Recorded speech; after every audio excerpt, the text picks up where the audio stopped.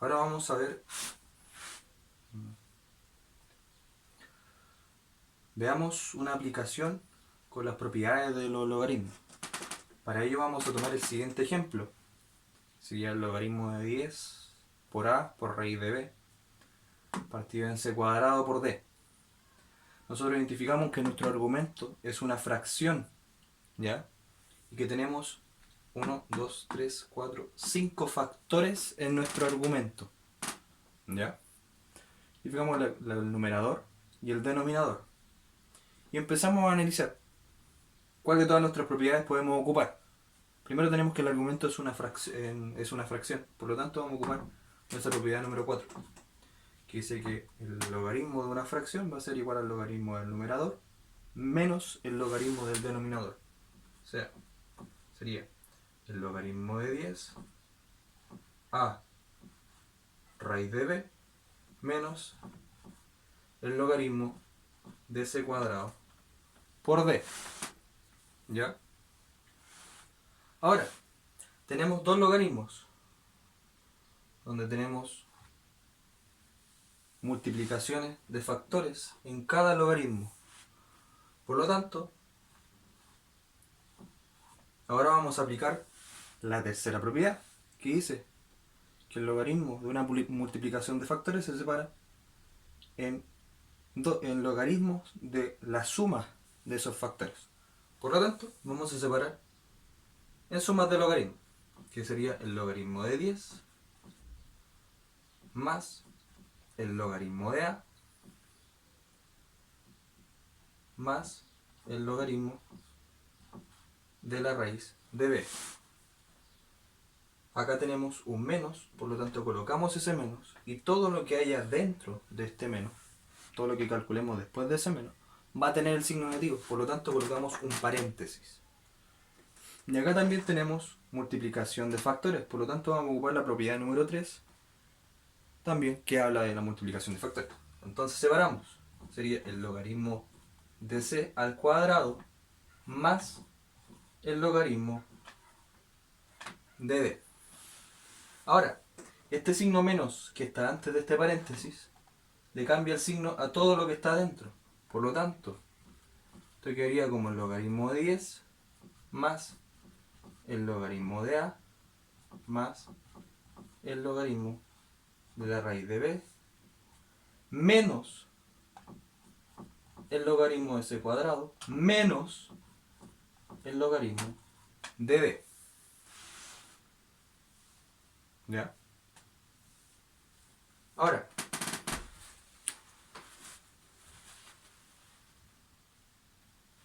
les voy a enseñar una técnica, algo que pueden deducir de esto, que les va a ayudar a hacer todo esto mucho más rápido. Mucho más rápido. Les va a servir para el futuro, les va a servir para ahora, les va a servir para todo. Como vieron, habíamos separado en dos logaritmos y después separamos en 5 logaritmos, donde 2 iban a quedar con el signo negativo porque había un menos antes del paréntesis. Pero si se fijan, son justo los que están en el denominador. Por lo tanto, cada vez que nosotros tenemos una fracción, tenemos que identificar primero cuántos factores tiene esa fracción. En este caso ya sabemos que son 5 y empezar a separar. Todos los del numerador van a quedar positivos. Logaritmo de 10 más el logaritmo de a más el logaritmo de la raíz de b. Y todos los que están en el denominador van a tener signo negativo. Menos el logaritmo de c cuadrado menos el logaritmo de d. Y llegamos exactamente a lo mismo. O sea, una forma más rápida de hacer lo que acabamos de hacer, que sería aplicar la propiedad número 4 y después la propiedad número 3, es separar inmediatamente en todos los factores que tenemos, todos aquellos que están en el numerador, colocar los positivos, y todos aquellos que están en el denominador con signo negativo.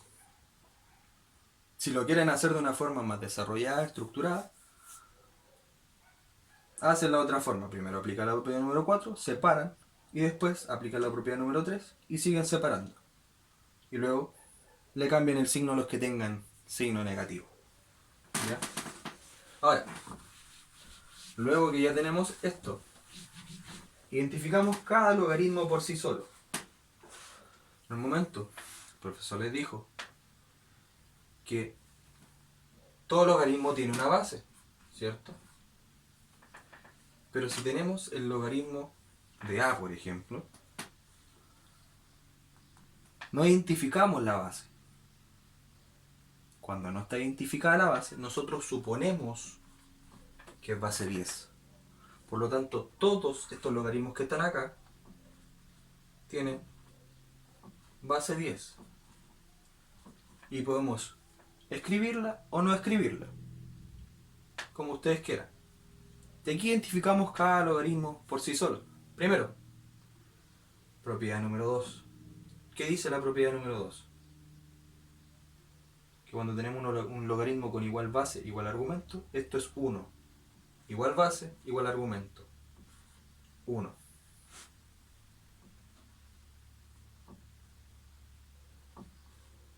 Más. Acá tenemos el logaritmo de a. No sucede nada. No se le aplica ninguna propiedad. Luego acá tenemos un argumento que es una raíz. Por lo tanto, propiedad número 6. ¿Qué dice? Que si tenemos una raíz, vemos el exponente y el índice. El logaritmo se deja con la misma base, o sea, en este caso sería la base b, y se multiplica por el exponente dividido en el índice. Ya.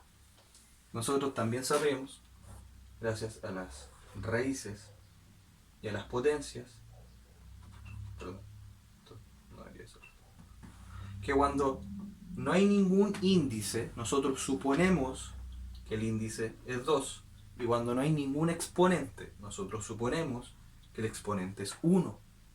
Por lo tanto, nuestro logaritmo, que sería el logaritmo de b, va a estar multiplicado al exponente dividido en el índice. ¿Ya? Menos. Ahora tenemos un exponente en el argumento. Propiedad número 5.